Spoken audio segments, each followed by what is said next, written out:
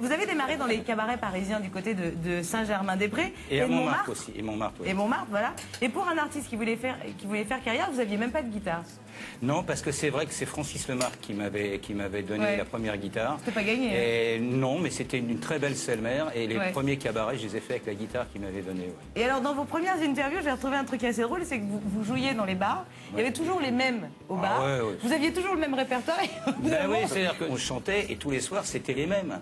Ils étaient torchés, hein. Ils n'avaient rien à cirer de ce que je chantais. Il y avait le pianiste qui jouait, mais qui était un peu bourré aussi. Donc le premier soir, c'est sympa, on a le track, puis le deuxième soir, on est sûr de soi, puis c'est les mêmes, et le troisième soir, et quatrième soir. Mais on peut pas, parce que j'avais 3 chansons ou 4 chansons au répertoire. Donc c'était dur. Mais eux, ils s'en rendaient pas compte dans l'état où ils étaient. Vous avez été assez précurseur dans certains domaines, notamment, je pense, dans les années 80.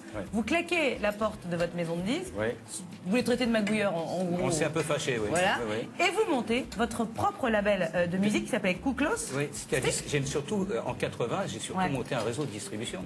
C'est-à-dire que les artistes producteurs, il y en a eu, pas beaucoup, mais il y en a toujours eu. Actuellement, il y en a un peu plus.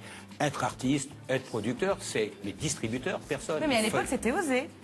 C'était dingue, mais c'était ça où j'étais mort. Donc de toute façon, le problème était vite réglé. Puis j'ai toujours détesté qu'on me mette un couteau sur la gorge en me disant il va venir nous manger dans la main. Donc j'ai un côté un peu barge qui fait que je suis allé sur les routes pendant 7 mois. J'ai monté un réseau de distribution et j'ai fini par m'en sortir bien avec le gitan. Et sur les routes, à bord de votre camping-car. Après. Parce que le camping-car, il est venu il y a pas très longtemps, il y a quelques années, parce que j'ai tellement mangé de kilomètres pendant des années. Ça, c'est sûr. Ça fait quand même 40 ans que je fais le chanteur. Donc j'ai tellement mangé de kilomètres que j'en avais marre de, de partir de la maison, charger les guitares, les costumes, les affaires, arriver, sortir tout dans la loge, remettre tout après le spectacle. Il fallait une maison mobile, quoi. Et puis ça, vraiment, ça me bassinait. Donc le camping-car, dans le coffre qui est derrière, il y a toutes mes guitares, tout mon bazar, tous mes costumes, toutes mes affaires, et c'est ma loge. On n'a pas essayé de vous expulser, tout va bien. Y a pas eu de... Non, pour l'instant, ça roule. Enfin bon, je me méfie quand même toujours un peu. Pensez-vous voyou dans le fond des yeux, ses amis, il a le cœur au bord des coups. Le gitan, le gitan, le gitan, le gitan, un peu renard, un peu loup. Il sort le jour ou bien la nuit, ce qu'on dit de lui, il s'en fout. Le gitan, le gitan, le gitan que tu ne connais pas. Alors ça, c'est un sosie. Quand ça c'est exceptionnel. C'est Philippe Gildas. C'est votre sosie officiel, Daniel Guichard. C'est lui qui le prétend. C'est énorme. Il vous ressemble comme Jérémy Michalak. Non mais Daniel, la coupe de cheveux de votre sosie. Ouais, mais il faut que je me coupe les cheveux, comme dirait Christine, mon épouse. Il faut le déstabiliser, quoi. Non mais si ce monsieur nous regarde, on l'embrasse évidemment, mais c'est juste improbable. Non, mais quand il y a une blague parce que Christine, mon épouse, envoie un SMS à Joël, mon fils, et il dit tu regardes Daniel tout à l'heure chez Alessandra. Et mon fils répond par SMS Daniel qui? Bon. Alors, non, parce que mon fils m'appelle Dan et il appelle sa mère Christine. Daniel, bon. Et elle lui envoie un SMS le sosie de Pierre Courtieux, c'est lui. Son vieux par-dessus râpé. Il s'en allait l'hiver, l'été, dans le petit matin frileux, mon vieux.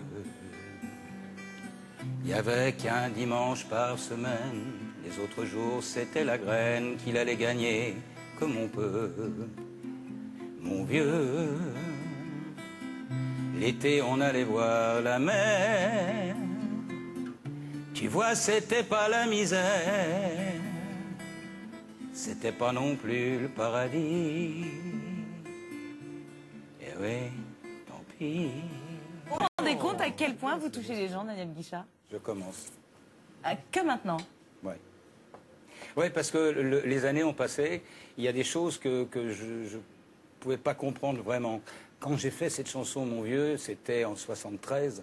Donc, pour moi, c'était précis, c'était par rapport à mon père, je voulais faire cette chanson, donc on m'avait présenté, on ne va pas raconter l'anecdote sur la chanson, mais les années ont passé, et mon fils aîné qu'on voyait dans le studio de radio, là, il est grand maintenant, Anaël, il a eu 15 ans, il a eu 16 ans, et ce que je chantais, je commençais à le voir, l'incommunicabilité, les difficultés et tout ça, et les années ont passé, et j'ai vu des générations de gens venir me dire ce que ça représentait pour eux, et puis il y a des choses qui sont un peu plus importantes. C'est que il y a des gens qui ont demandé à ce que cette chanson soit jouée pour leur dernier voyage. Et c'est quand même important. Ça veut dire que c'est pas moi qui suis important, c'est la chanson.